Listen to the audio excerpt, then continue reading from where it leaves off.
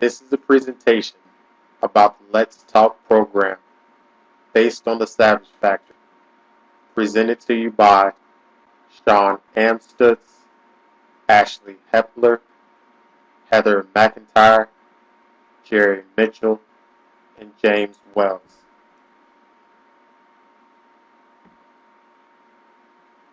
During a time when everyone thought America was at peace, there was a war going on right in our own backyard.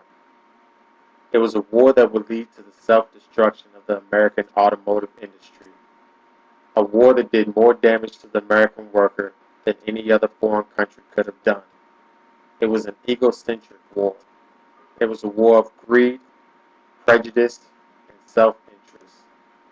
The opposing sides both spoke English, both saluted the American flag, and were even from the same neighborhoods as each other. But one thing stood between them: a red jacket. You see, the red jacket symbolized power. It also symbolized tyranny on the battlegrounds, and these tyrants ruled with iron fists, and they ruled with no mercy.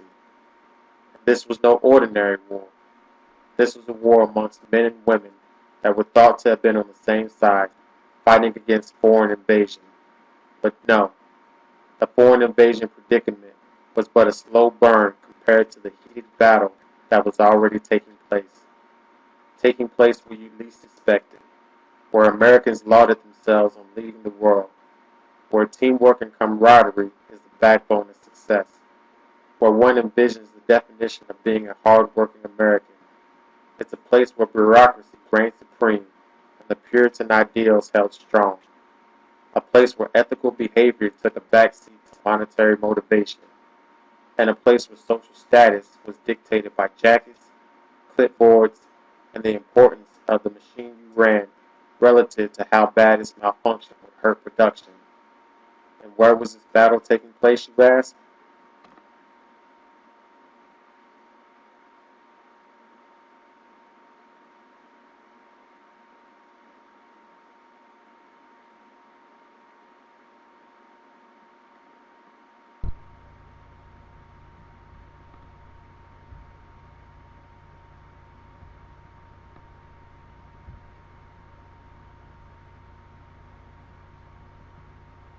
Right here on good old American soil in Cincinnati, Ohio, at the Sharonville Ford Motor Company transmission plant. And the brutal battle was against the hourly workers and middle management. You see, Ford started out in the late 1800s and evolved rather quickly, creating the assembly line in the early 1900s. But as most companies' products and management processes tend to evolve and progress with time, Ford's products progressed while its management practices lagged behind. The reason for this was management's attitude toward hourly employees and the company's stake in the automotive industry. That attitude created a constant struggle between the two groups, and it created a stagnated company. The Sharonville transmission plant was scientific management hard at work. Each employee had a specific task, and they did that simple task day in and day out. Frederick Taylor would have been proud. There was a daily goal to be met, and the company's NBO needed a major overhaul. You see, at Sharonville, they didn't use goal-setting theory to only motivate. They used it more to threaten each manager with the loss of their job if they didn't meet that goal. It didn't matter if the employees lacked the skills to meet the goal because they were improperly trained, or that the machines weren't operating properly because they didn't have the right parts. The only thing that management cared about was meeting that goal. And when those goals stopped being met due to foreign cars showing up on American streets, the Let's Talk program was started.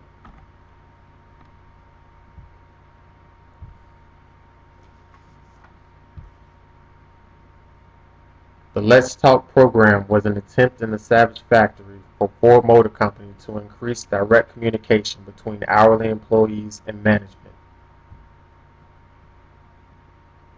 At the Sharonville transmission plant, team morale was lacking, so the Let's Talk program was designed to increase confidence and let employees know that the company cared for them.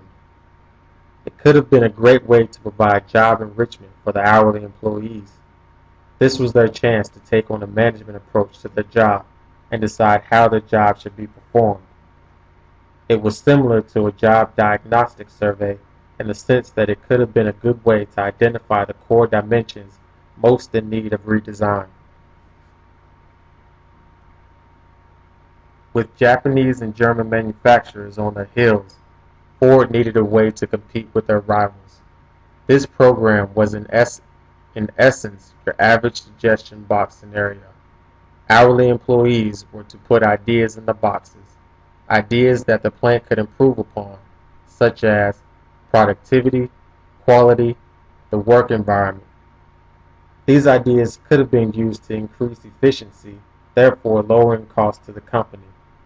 Low costs were a major component in the foreign automotive industry's success and were going to be a major determinant on Ford's survival. The Let's Talk program was a cost-effective alternative to forming a task force. It allowed the company to generate new ideas without taking workers away from their daily responsibilities.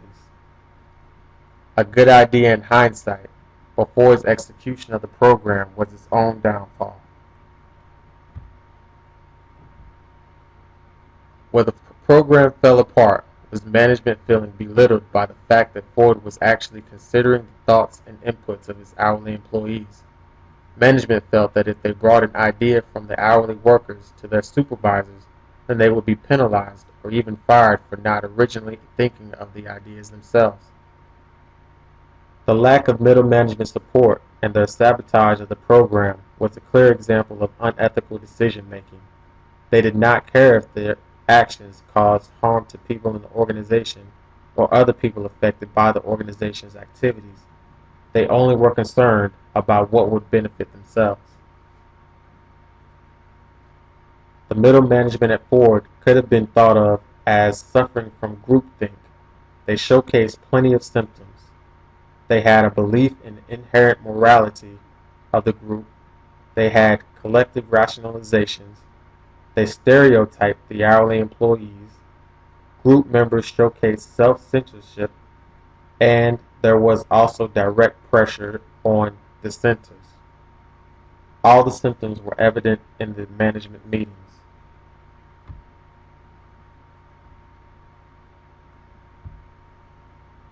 Most of the managers, like Screaming Jim, did not think their employees were educated enough to develop new ways that the plant could run more efficiently.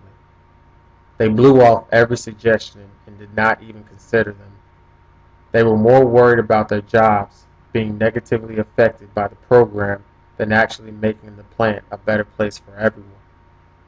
These middle managers enjoyed the status quo and didn't like the thought of empowerment. This will force them to change the way they treat employees and alter the way they've behaved for decades. It had the potential to be a much-needed change to the structure of the organization, and they felt it may expose their insignificance.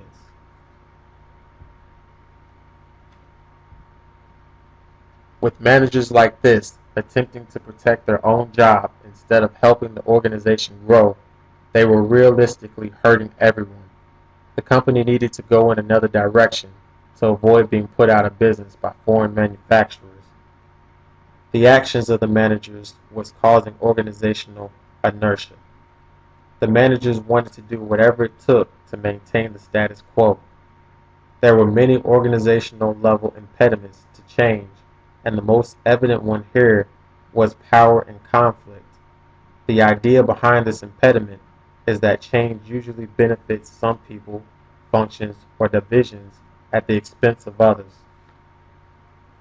The simple change of the Let's Talk program and the potential changes that could result from it caused power struggles and organizational conflict, which in turn slowed any progress that Ford could make in staving off foreign competition. This was also a case of selective perception and retention, which is an individual level resistance to change. The idea behind selective perception and retention is that there is a general tendency for people to selectively perceive information consistent with their existing views of the organizations. Then when the change takes place, that individual will focus only on how it personally affects them or their function or division. If they perceive few benefits, they likely will reject the change. The Let's Talk program was an opportunity for the Sharonville plant to show the people from up north that they were taking actions to better the facility and start competing within the global economy. Middle management never intended on using any of these suggestions from their employees, and instead utilized the opportunity to deceive upper management and negatively manipulate the situation. If the plant managers wanted to save their plant, they should have listened to the opinions and constructive feedback from their employees. Instead of using manipulation in a positive way to champion change, middle management used it to deter the possibility for change. They did their best to control the agenda by throwing out good suggestions and using coercive power to intimidate employees before they talked to upper management. They indirectly threatened employees with 4600s if they said too much to upper management. While the hourly employees had low task identity, this program could have helped them realize their high task significance, because if they assembled the transmission improperly, it could cause the car to malfunction, which could lead to a bad company reputation, profit losses, and even physical harm to the driver of the vehicle. With the foreign companies making cheaper, better quality cars, the hourly employees' task significance level had been raised. Middle management could have used this opportunity to increase the hourly employees' intrinsic motivation, which would have increased job satisfaction and could have had a domino effect on the success of the organization. What the Let's Talk program could have proven, if given a chance, was that if anyone knows how to make the plant productive and complete the jobs there efficiently and effectively, it's the hourly employees who do those jobs every day. The Let's Talk program made a strong case for the Theory Y approach. The employees proved they were knowledgeable and, if given an opportunity, would do what is good for the organization. They made great recommendations and proved managers did not need to closely control their behavior. Unfortunately, middle management's Theory X approach stood in the way of this program being productive. When times are tough and an organization needs to rise and work together as a team, it is important for every worker to be on the same page. While hourly employees felt their suggestions were being given consideration, they were simply being set aside because of management's feelings of being threatened by the hourly employees' educated and helpful suggestions. Ford should have seen this and not just given up completely on the program.